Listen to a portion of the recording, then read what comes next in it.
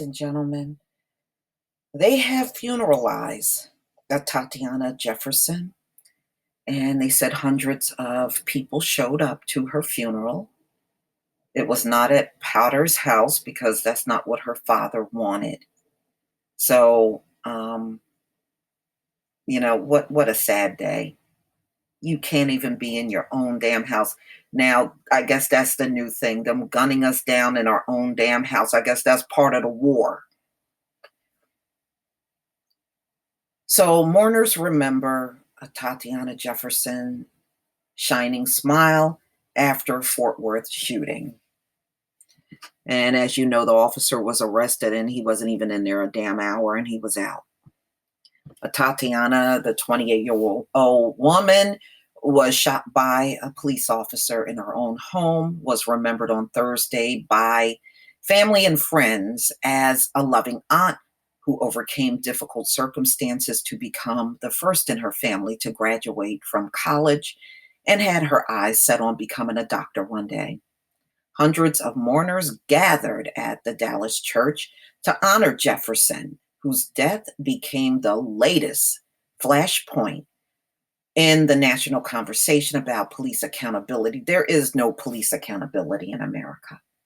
Okay, it's not a training issue.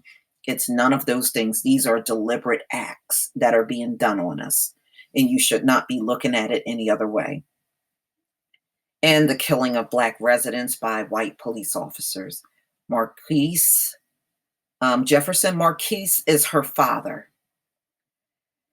In a letter read by his wife, described his daughter as loving and kind, noting her shining smile and her quiet and strong focus. Losing a daughter so young and unexpectedly is like going through an earthquake, Carter told the group. Your world has been shaken. As loved ones filled the church, sobs and wails from her family rung out. A large picture of Jefferson stood next to her casket.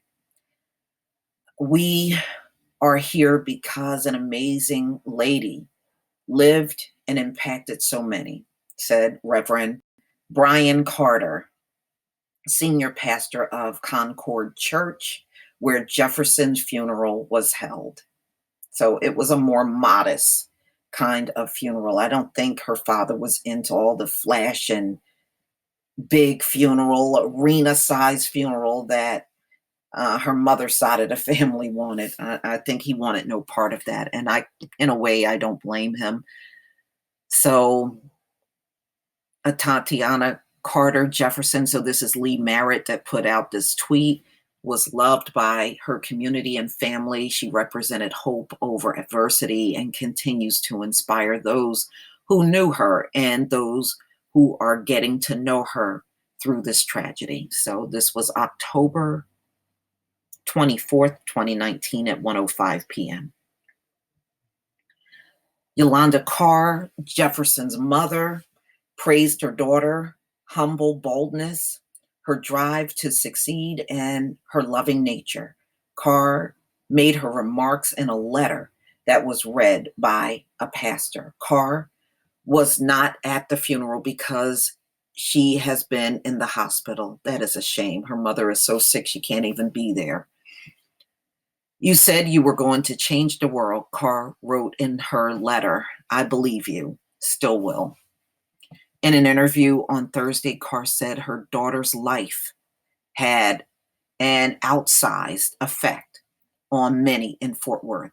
She had a great personality. She was a productive member of society. She had strong Christian faith.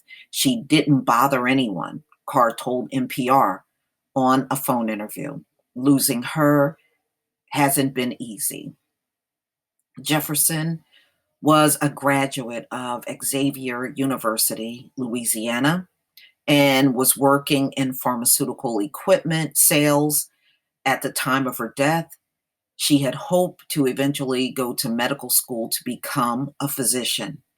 At the funeral service, Marquise Jefferson said he intends to establish a foundation in his daughter's name to assist aspiring Black doctors. Well, that was nice and useful. Earlier this month, a Fort Worth police officer responded to a neighbor's call to a non-emergency number about house doors being open. Moved to the side of Jefferson's house with a flashlight. The officer told her to put her hands up before shooting once through the window, and he didn't even give her a chance to do nothing, and killing her. Jefferson, just before the shooting, was playing video games with her 8-year-old nephew, who heard suspicious noises in the backyard around 2:30 a.m. on Saturday, October 12th. It's a damn shame. These folks won't even leave us alone when we are in the quiet confinement of our homes. They still want to come and fuck with you. Just can't leave well enough alone. What respect do you really think you deserve? According to an arrest affidavit, the rustling around sent Jefferson to grab a handgun from her purse. As she approached the window of her bedroom, she was holding a weapon, according to the charging document. So what? She legally had that gun. It wasn't illegal for her to hold it.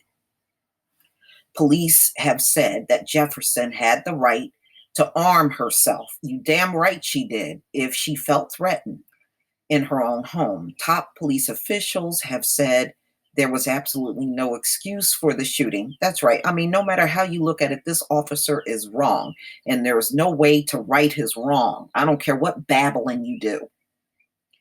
Aaron Dean, piece of shit. The officer who shot Jefferson resigned from the department and has been charged with murder. And they said he was very uncooperative, which makes him even more of a piece of shit. The incident shocked the Fort Worth community, a city that has experienced a ring of officer shootings in recent months. Dean, who is white, is seen on body camera footage firing his weapon at Jefferson, who was black. Almost immediately after ordering her to put her hands up, Dean never identified himself as a police officer. Exactly. He was very unprofessional on the scene. He showed no professionalism. He was like a thug showing up at the house instead of a police officer. He showed up like a thug.